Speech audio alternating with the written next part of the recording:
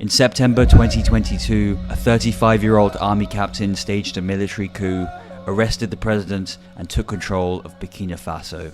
Within a year, he kicked out French troops, expelled French diplomats, banned French media, and partnered with Russia instead. His name is Ibrahim Traoré. He calls himself a revolutionary. He quotes a Marxist leader from the 1980s in his speeches. The people wave Russian flags at his rallies and chant his name. Vive la révolution! Abat la France! He's also survived at least 18 assassination attempts since taking power. One in 2023, exactly 1 year after his coup. Details remained unclear. The government blamed destabilization forces. Quite the job description. Now you might be thinking, this sounds like a success story. Revolutionary leader, popular support, kicked out the colonial influence? Here's the problem. Jihadist groups control 40% of this country's territory. Civilian deaths are at a record high, over 6,000 in just the first 8 months of 2024. The volunteer defense force that he armed has lost over 5,000 of its own fighters. And in August 2024, jihadists massacred 133 civilians who were forced by the military to dig defensive trenches. So let me get this straight. You kick out Western troops for sovereignty, arm civilians with minimal training, force them to dig trenches, and then jihadists kill them while they're digging. Quite the liberation.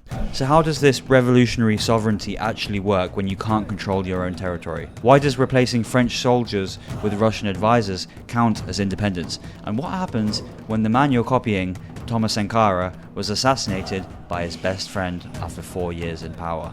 Traoré has been in power for 3 years now. He survived many assassination attempts already. This is the story of how Burkina Faso fought for independence twice. Once from France in 1960 and again in 2023. The first revolutionary tried it and was killed. The second one is trying now, and history has a way of repeating itself. Usually in French, now in Russian. Before we go any further, you need to understand the country itself. Burkina Faso is home to about 24 million people, and it's one of the youngest countries on earth. Almost half the population is under 15. That means pressure on schools, jobs, food, and the state never really turns off. Every year, more people need support from a system that already cannot provide it. Religiously, the country is mostly Muslim, with a large Christian minority and smaller traditional belief systems. For decades, that mix was not the problem. Burkina Faso was known for being relatively tolerant. The tension did not start with religion, it started with security and survival. Ethically, the majority are Mossi, with Fulani, Comanche, these sound like starters in a nice restaurant, and many other groups spread across the country. That diversity matters because once the state starts arming civilians and outsourcing security, violence stops being abstract. It follows local lines, family lines, and ethnic lines.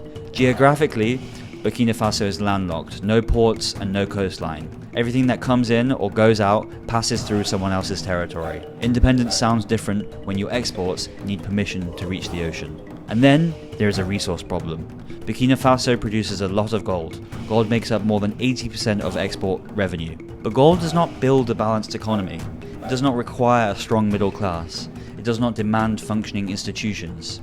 It just needs security, machinery, and a route out of the country. So from the very beginning, the state has pulled in two directions at once. Control territory to survive politically, and control gold to survive economically. That tension explains almost everything that follows. Phase 1. The Sankara Inheritance. Ibrahim Traoré was not supposed to be president. Born in 1988 in western Burkina Faso, he studied geology. He joined the military in his 20s, and he rose through the ranks quietly. By 2022, he was commanding special force units fighting jihadists in the north. Quite the main character vibes, I must say. Not particularly famous, not politically connected, just a captain doing a job the government was failing at. Which is probably why, when the first coup happened in January 2022, nobody expected him to launch a second one 8 months later. At that point, the chain of command stopped being theoretical. He watched Lieutenant Colonel Damiba overthrow President Kabore, promise security improvements, and then not deliver them. So, Traoré did what any frustrated mid-level officer would do, arrested his commanding officer, and declared himself head of state. Hey, I am now the head of state. September 30th, 2022. Second coup in 8 months. At 34, he became the world's youngest head of state. His first speech quoted Thomas Sankara directly. He wore the red beret, Sankara's signature. The symbolism was about as subtle as a military coup. To understand why Traoré thinks this will work, you need to understand the man he's copying. Thomas Sankara was 33 when he took power in 1983, a Marxist revolutionary who actually meant it. His first move? Rename the country. Upper Volta, the name given by the French colonizers, became Burkina Faso. The name itself was a middle finger to colonialism. He had 4 years to prove himself, vaccinated 2.5 million children in 1 year, planted 10 million trees to combat desertification, banned female genital mutilation and enforced it. Probably a smart move. Redistributed land from landlords to peasants, increased literacy rates, and promoted women to government positions. Unprecedented for the 1980s in Africa, and very progressive, I must say. But the part people remember, the austerity. He sold the presidential fleet of Mercedes-Benz and bought Renault 5s instead, the cheapest car available. Let me paint you a picture. The president of a country arriving at government meetings in a Renault 5. The same car your grandma drove to the grocery store. Ministers in the identical Renault 5s pulling up to him like the world's least impressive motorcade. One does have to admire the commitment, if nothing else. His salary as president, $450 a month.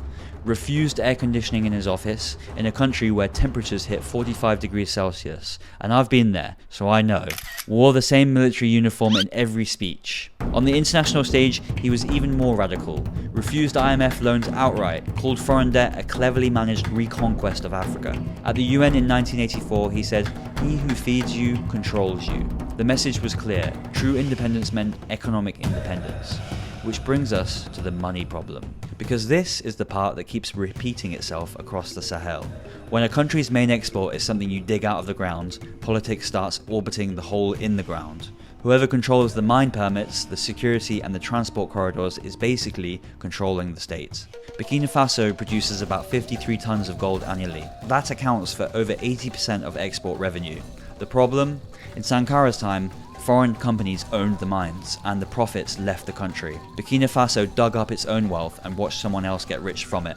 France was not amused either. Neither were Burkina Faso's wealthy elite. Neither was Sankara's best friend, Blaise Compaoré, who thought revolution was great in theory, but preferred not tanking the economy in practice. October 15th, 1987. Troops stormed a government meeting.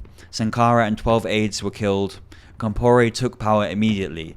Within months, he restored ties with France, accepted IMF loans, reinstated the elite. The Renault 5s were retired. He ruled for the next 27 years as one of France's most reliable African allies. Sacre bleu. France always denied involvement in the assassination, classic French, but declassified documents suggest French intelligence supported Compaoré indirectly. Whether they pulled the trigger or just looked the other way, they certainly benefited. The revolutionary was dead. The revolution was over. Compaoré's rule ended in 2014 with popular uprising. He tried to extend his term limits beyond 27 years, because apparently 27 years wasn't quite enough time. Hundreds of thousands protested, burned the parliament building, and he fled to Ivory Coast. Elections followed in 2015 and Compaoré won. A democratic transfer of power. Everything looked very promising for about 5 years. And then, the jihadists came knocking. GNIM, an Al-Qaeda affiliate, and ISGS, Islamic State, both spilled over from Mali's collapse. Both found easy recruits among marginalized communities. Both started controlling territory in the north. Compaoré's response? Ask French for help. French troops, French equipment, French strategy. It didn't work. The insurgency kept expanding. By early 2022, people were done waiting for France to solve a problem, arguably created by destabilizing Libya in 2011. January 24, 2022. Military officers arrested Compaoré. Damiba promised security, but it only lasted 8 months. Security didn't improve, and Captain Traoré was watching. September 30th, 2022. Traoré arrested Damiba. His first speech as leader, "Hey you, we will break the chains of neo-colonialism. We will reclaim our dignity. We will follow the path of Thomas Sankara." There was just one problem with copying Sankara's playbook. Sankara lasted 4 years before his best friend killed him. Traoré survived many assassination attempts and still has time until 2029. Pattern recognition would suggest this is going well. Phase 2. the mechanism.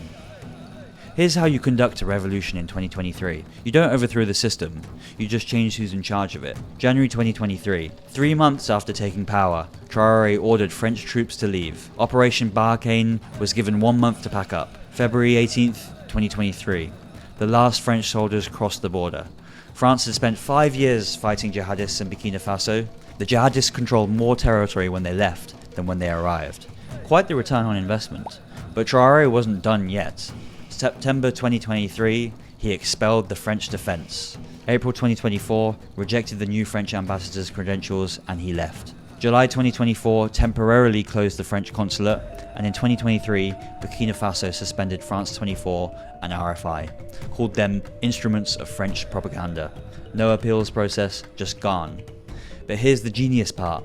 Traoré didn't just kick France out, he replaced them. The appeal of Russia here is not complicated. It's not even ideological, it's transactional.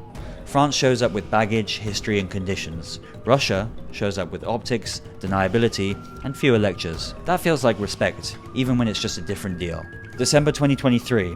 Approximately 100 to 300 Russian military personnel arrived. Official designation, instructors and advisors. Official purpose, training forces and protecting Traoré. In 2023 to 2024, Russia shipped 25,000 tons of free wheat to Burkina Faso. Every shipment arrived with Russian flags. Every distribution was filmed. The PR value was immense. Russia feeds us. France exploits us. But you replaced French soldiers with Russian soldiers. That's different. How? Because sovereignty.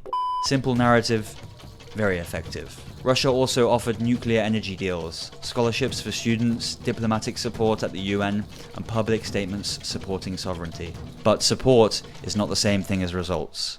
What Russia did not offer: combat troops to fight jihadists, sustained military funding, economic development investment, or solutions to the insurgency. So the revolution worked like this. Replace French military advisors with Russian military advisors, replace French aid with Russian grain, and call it sovereignty. There's a certain irony in fighting colonialism by importing a different colonial power, but Traoré would argue Russia never colonized Africa. Technically true, Russia was too busy colonizing Asia and Eastern Europe. Logistical oversight really. The symbolism mattered more than the specifics. France represented 130 years of humiliation. Russia represented an alternative. The fact that Russia was currently invading Ukraine didn't complicate the relationship. In fact, Burkina Faso publicly supported Russia's special military operation. By mid-2024, the transformation was complete. No French troops, no French diplomats with real power, no French media, and the Russian advisors were embedded. Russian grain was feeding the populations. The mechanism was simple. Take everything France did and call it neocolonialism. Kick them out, replace with Russia, and call it sovereignty. France failed to stop jihadists in 5 years. Russia wasn't even trying. The advisors trained local forces, they didn't conduct operations. That was left to the Burkina Faso military and a rapidly expanding volunteer force. Phase 3. The peak. Kicking out one colonial power is revolutionary. Kicking out the entire regional organization is ambitious. July 6, 2024, Burkina Faso, Mali and Niger announced the Alliance of the Sahel States, AES. All three had kicked out France. All three partnered with Russia. All three were under military rule. They created a joint defense agreement. A new passport system launched in January 2025 with a new flag and plans for new currency to replace the French-backed CFA franc. In December 2025, they launched the BCID AES Bank with $895 million in capital.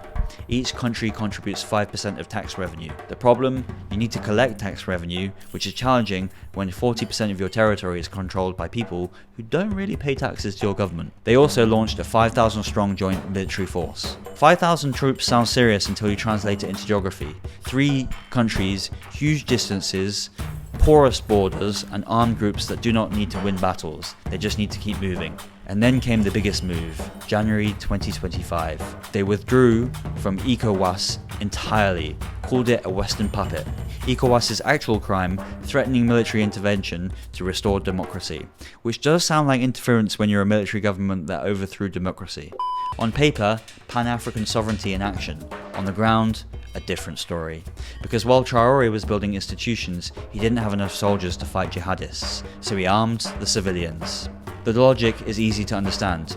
If you don't have enough soldiers, you try to manufacture them. The problem is, soldiers are trained, militias are recruited. The Volunteers for Defense of the Homeland (VDP) was created in 2020, with 20,000 volunteers and 14 days of training. By 2024, over 100,000. Training remained minimal and equipment was creative. Some got rifles, many got machetes. They were sent to fight jihadists armed with AK-47s. By late 2024, the VDP had lost over 5,000 fighters. But the real problem was who was fighting whom. The VDP recruits primarily from Mossi farmers, 53% of the population. Jihadists recruited heavily from Fulani herders, 7% of the population. Historically marginalized, often excluded from VDP recruitment. So, to recap, the government armed one ethnic group and sent them to fight another ethnic group in the country where ethnic tensions already existed. February 25th, 2024, Nondin and Soro villages. Soldiers and VDP arrived, accused villagers of collaborating with jihadists, separated men, women and children, and then executed them. At least 223 civilians were killed. 56 of them were children. The government denied it, called it baseless, launched an internal investigation with no results. August 24th, 2024, Barcelogo. The military needed defense trenches. They ordered locals to dig them, not volunteers. JNIM attacked while civilians were digging. At least 133 killed. Some reports say 600. The International Criminal Court opened investigations in 2024. Traoré's response in September 2025, withdrawal from the ICC. Called it the instrument of Western imperialism. Convenient timing. The ICC was investigating war crimes and Burkina Faso left the ICC. Sovereignty means not having to answer for atrocities, apparently. The VDP was created to protect civilians from jihadists. Instead, it became a tool for ethnic violence. This is what sovereignty looks like at peak theatre. New passports, new flags, new institutions, and 5,000 dead volunteers, 223 executed civilians in one day, and 133 killed in the trenches they were forced to dig. Phase 4. The reality. When French troops left in February 2023, jihadists controlled approximately 35 to 40% of the territory. As of late 2024, 40 to 50%. The percentage increased after the French left. The Russian advisors trained forces, the VDP expanded to 100,000 volunteers, the insurgents gained ground. 2.3 million internally displaced people as of late 2024. That's 10% of the population. They're not fleeing French colonialism, they're fleeing jihadist violence that the government cannot stop. The BCID AES Bank launched with $895 million. Burkina Faso contributes about $195 million annually, 5% of the tax revenue. Sounds substantial until you realize the military budget is over $1 billion annually, and that assumes you collect taxes everywhere. You can't. Government revenue from 40% of the territory is zero. The economic model of Burkina Faso depends on gold. 53.3 tons in 2024, jumped to 70.4 tons by September 2025. Gold accounts for over 80% of the export revenue. The entire economy runs on digging rocks out of the ground. When Traoré took power, he reformed mining, increased government stake to 50% adjusted taxes, very Sankara-esque. This is where the gold curse becomes real policy. In 2024, Burkina Faso produced 60 tons of gold, and the state wants a larger slice. In 2025, the government also signaled a push to expand state control through a state-mined company, and mining licenses have increasingly aligned with the new geopolitical pivot. So yes, the rhetoric is sovereignty, but the battleground is the mining regime. Then, in April 2025, Ibrahim Traoré nationalized some gold mines and sold them to Nordgold, a Russian mining company. 85% Nordgold, 15% Burkina Faso. So the sovereignty model: kick out French influence, nationalize gold mines, sell 80% to a Russian company, keep 15%, call it independence. Replace French economic extraction with Russian economic extraction. At least the percentages are transparent. Over 40% of Burkina Faso's population lives in poverty. That number hasn't moved in a decade. 40% of people do not go to school, no functioning elections commission, transition extended to 2029, mandatory VDP conscription, 5,000 plus VDP fighters dead, 6,000 plus civilians killed in 8 months. The optics changed, the flag changed, the passport changed, the fundamental problems did not. Traoré claims to honor Sankara's feminist legacy. Current reality: 44% of women are illiterate, a 30% electoral quota exists, but elections are postponed until 2029. Women make up 22% of ministers, and the conflict there disproportionately affects women. Kidnappings, displacement, sexual violence documented but rarely prosecuted. The Elections Commission was dissolved in July 2025. Voter rolls transferred to government ministry, no independent oversight, political parties were suspended, some lifted in October 2024, but major opposition remains inactive. How do you have a democratic elections when the Elections Commission doesn't exist? The government controls the process, the leader cannot run, opposition is taken down, and there's no oversight. You have a referendum on military rule disguised as an election. The first independents gave a flag and a UN seat. Sankara tried to make it mean something. Traoré replaced the French dependents with Russian dependents, armed militias that committed massacres, dissolved democratic institutions, and extended his power until 2029. The people are still poor, the territory is still controlled by jihadists, the gold still leaves the country, but they have a new passport. Phase 5. The future. July 2029. That's when Traoré's transition officially concludes. Elections will be administered by a government ministry. Opposition will be functionally inactive.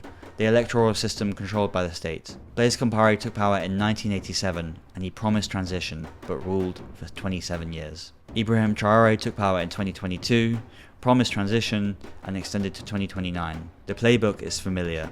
Traoré is 3 years into power. Sankara lost 4 before assassination. Traoré has survived up to 20 attempts and still has 4 years left to go. The math is uncomfortable.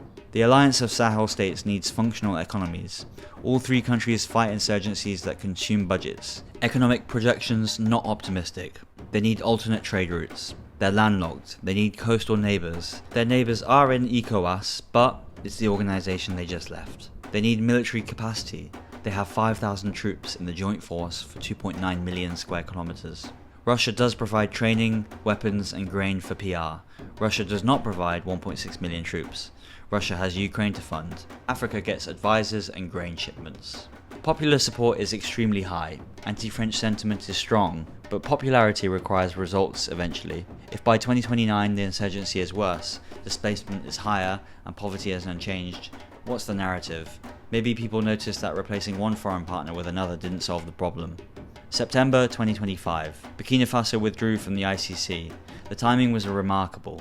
The ICC was investigating massacres, but withdrawal prevents jurisdiction over the new crimes of 2026. Traoré calls it Western imperialism.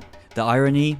Sankara believed in accountability, forced officials to publish assets, punished corruption publicly. Traoré invokes Sankara while fleeing international accountability.